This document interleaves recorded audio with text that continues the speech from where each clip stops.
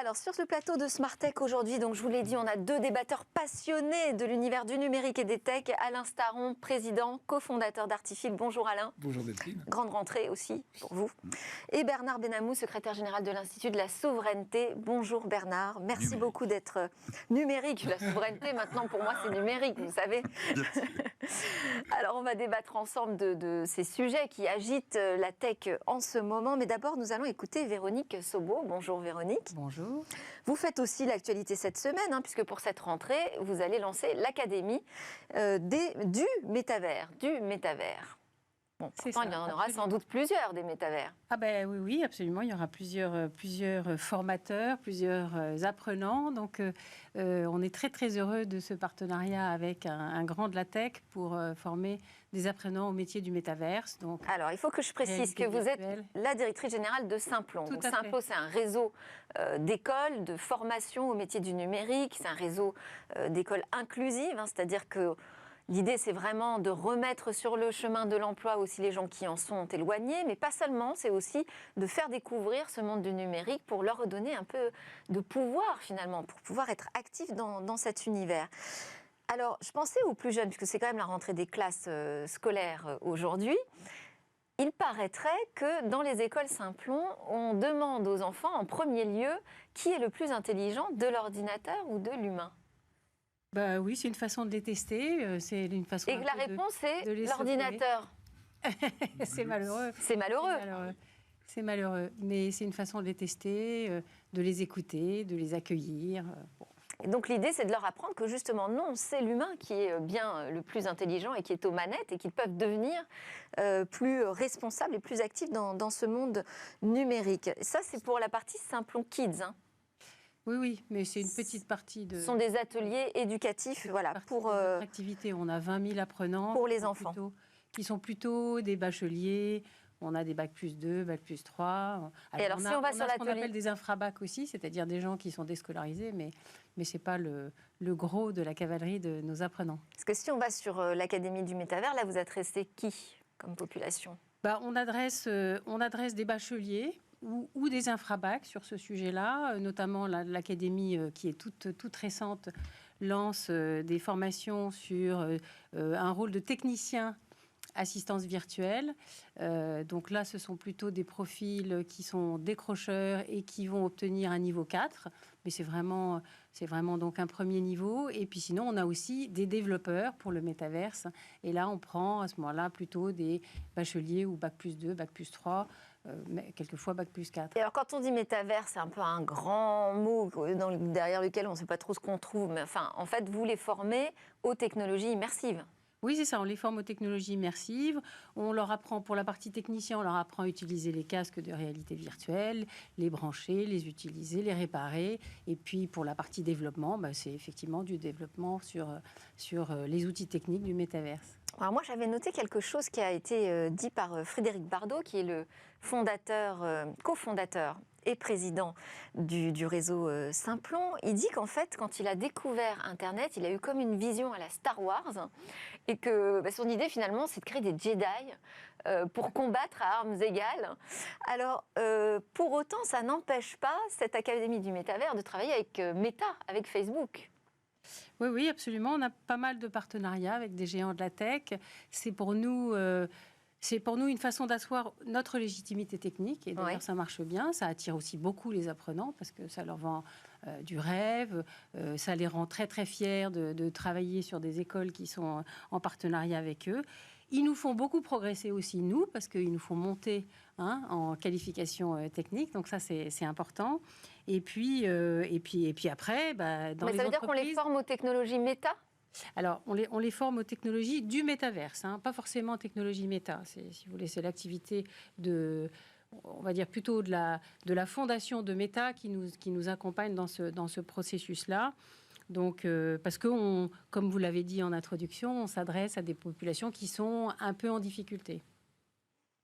Et ce sont des métiers qui recrutent déjà aujourd'hui, parce que je sais qu'on a besoin de développeurs maximum dans plein de domaines, mais est-ce que sur les technos immersives aussi, il y a une demande déjà ?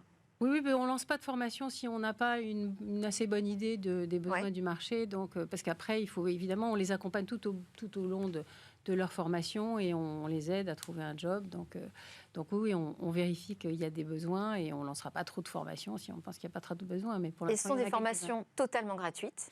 Alors, ce sont des formations totalement gratuites pour l'apprenant, effectivement, qui sont financées par des dispositifs de formation professionnelle, soit l'alternance, soit des partenariats avec la région, avec des municipalités. Et quand on dit que c'est une école inclusive, Saint-Plon, ça se concrétise comment, ça?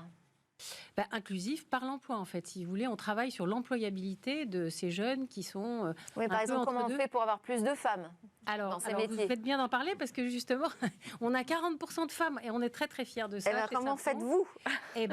On passe beaucoup de temps et beaucoup d'énergie à les trouver, à les chercher dans les associations. On demande vis-à-vis de Pôle emploi, on donne des briefs.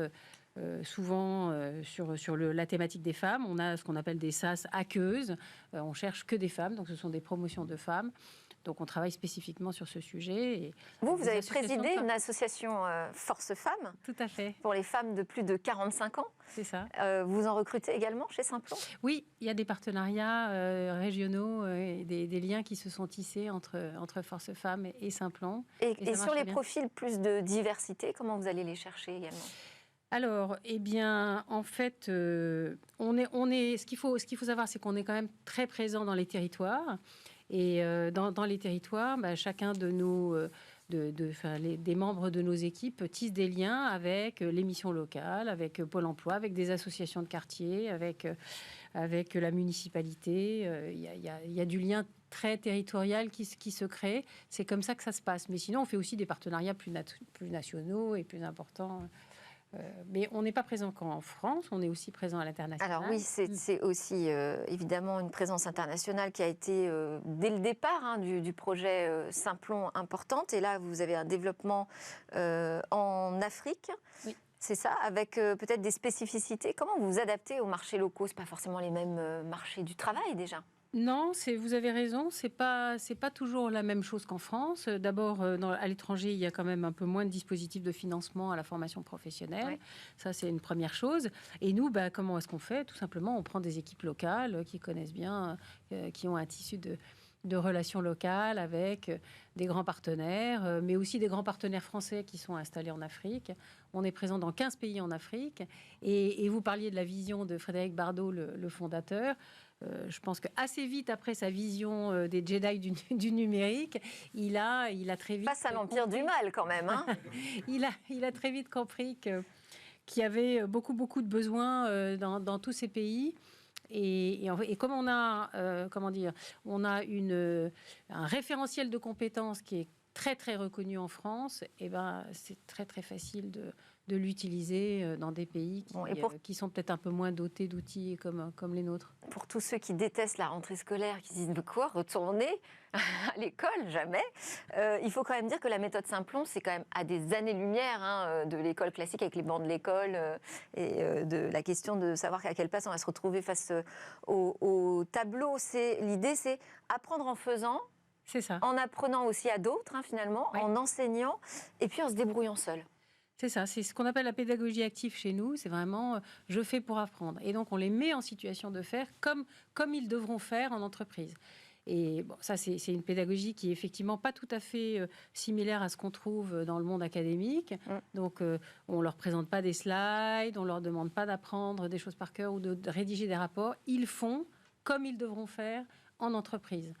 C'est quand même une pédagogie qui se développe pas mal dans un certain nombre d'écoles. Mais alors, prêt à retourner à l'école? Prendre des apprenants, oui. À l'Académie du Métavers, pourquoi pas? Prendre des apprenants, en fait. Là, j'en suis plutôt là. On a besoin. Dans une start-up, on invente des trucs qu'on n'a jamais fait. Donc, je suis un simple guy par construction. Et je me dis, effectivement, dans un marché ultra tendu, c'est très, très bien. Je disais récemment qu'en fait, probablement, la structure officielle de l'enseignement français peine à rattraper les tendances de l'emploi. Il faut recruter plus d'ingénieurs et en IA, il faut 2 à 3 ans. Donc forcément, ça prend du retard. Et heureusement, il y a beaucoup d'initiatives comme ça. Très agile. Merci beaucoup, Véronique Sobo, directrice générale de Saint-Plon. Vous restez avec nous. C'est parti pour le débrief dans Smart Tech.